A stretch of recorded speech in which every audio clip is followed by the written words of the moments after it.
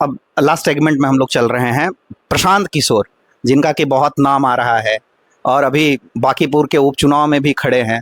मैं निजी तौर पे आपसे एक बात पूछ रहा हूं, आप चूंकि इस विधानसभा के वोटर भी हैं, आप प्रशांत किशोर को पसंद करेंगे? नहीं नहीं, बांकीपुर उपचुनाव में तो मैं लगातार लोगों से अपील कर रहा हूं प्रशांत किशोर को वोट देने का। देखिए, मैं कोई जन सुराजी नहीं हूं, लेकिन प्रशांत किशोर देखिए पढ़े लिखे हैं, उनकी साफ सुथरी छवि है, बिहार के बारे में उनका एक विजन है, एक सोच है, पलायन की बात करते हैं, शिक्षा की बात करते हैं, मंदिर मस्जिद का झगड़ा नहीं कराते, और सबसे ज़रूरी आज की तारीख में है कि भाजपा को हराना। क्योंकि जिस तरह से भाजपा ने पूरे हिंदुस्तान का बंटाधार कर दिया है, भाजपा का और जितना अहंकार का शिकार हो गए हैं भाजपाई लोग, कि भाजपा का हराना बहुत जरूरी है। और उसके लिए मुझे बांकीपुर में प्रशांत किशोर सबसे उपयुक्त व्यक्ति लगते हैं जो भाजपा को हरा सकेंगे। इसलिए मैं तो चाहता था कि महागठबंधन कोई उम्मीदवार खड़ा नहीं करे, लेकिन अब पता नहीं तेजस्वी यादव की क्या सोच है कि उन्होंने रेखा गुप्ता को उतार दिया। लेकिन अभी भी मैं चाहूंगा कि बांकीपुर मतदाताओं से मैं निवेदन करूंगा कि वो प्रशांत किशोर को जिताए और भाजपा को एक झटका दें। जी, E20 मुद्दा है, राम मंदिर का मुद्दा है, भरत तिवारी का मुद्दा है, तो ये काफ़ी है बीजेपी को यहाँ पे परास्त करने के लिए। कहा यह भी जा रहा है कि ये कायस्थ बहुल सीट है, 60 से 70 हज़ार के बीच में कायस्थ वोटर है। आप भी उस बिरादरी से आते हैं, हालांकि आप जाति में विश्वास नहीं करते, धर्म में विश्वास नहीं करते, तो इस पर क्या कहिएगा? नहीं, ये बात तो है ही। देखिए, जातीय समीकरण पर तो पूरे देश भर में वोटिंग होती है। मैं तो भारत के कोने कोने में चुनाव करवा चुका हूँ। लगभग सभी राज्यों में मैंने देखा कि जातीय समीकरण और सांप्रदायिक समीकरण पर वोटिंग होती है, और ये कहीं ना कहीं बहुत दुर्भाग्यपूर्ण है।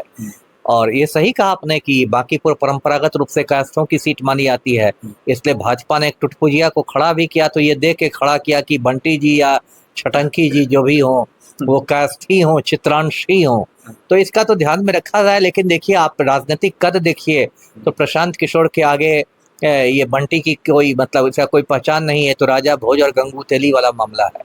तो यदि कास्ट इसके बावजूद वोट देते हैं बंटी को सिर्फ जाति के नाम पर, तो वो बहुत दुर्भाग्यपूर्ण बात होगी। जी सर, लास्ट क्वेश्चन है। कहा यह जा रहा है कि मोदी जी के बॉस का चुनाव है, मोदी जी ने बॉस बोला था नितिन नवीन को, और प्रशांत किशोर ने भी बोला कि आप लोग ऐसा बोलिए कि मोदी जी के बॉस के क्षेत्र में चुनाव है।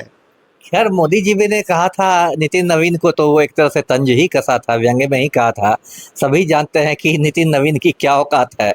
इनको तो गुजराती लॉबी ले गई है दिल्ली के, भाई हम लोग का जूते चमकाते रहो। नितिन नवीन की क्या औकात है? देखिए, अभी एक उत्तराखंड के भाजपा नेता था गिरधारी लाल शाह, उसने खुलेआम कहा कि बिहार में औरतें लड़कियां 25,000 में मिलती है। तो बिहार की महिलाओं में तो नितिन नवीन के परिवार की बिना महिलाएं आ गई। तो एक भाजपाई नेता महिलाओं का रेट बता रहा है आपके परिवार की महिलाओं का, और आपको औकात नहीं है उसको पार्टी से निकालने की। तो नितिन नवीन तो रबर स्टैंप है, इनको तो कठपुतली है, इसलिए इनको इसलिए ले जाया गया है जिससे ये आंख मिला के बात नहीं कर सके मोदी और शाह से। और मोदी ने जलते जले पर नमक छिड़क दिया, इन पर तंज भी कस दिया कि मेरे बॉस हैं। जी, तो क्या बांकीपुर चुनाव में बीजेपी जो है परास्त होने वाली है? अब ये तो 3 अगस्त की शाम तक पता चलेगा। मैं चाहूंगा कि बीजेपी परास्त हो, सिर्फ बांकीपुर में क्यों, पूरे भारतवर्ष में परास्त हो। भाजपा को तो मैं राजनीतिक दल मानता ही नहीं हूँ, ये तो माफिया का एक गिरोह है। जी, तो ये था हमारा आज का बातचीत अमिताभ सर के साथ में। कैसा लगा नीचे कमेंट बॉक्स में ज़रूर लिखिएगा। यदि आप चैनल पर नए हैं, सब्सक्राइब कर लीजिए। फेसबुक पे देख रहे हैं तो वहाँ भी मुझे फॉलो कीजिए। बहुत बहुत धन्यवाद।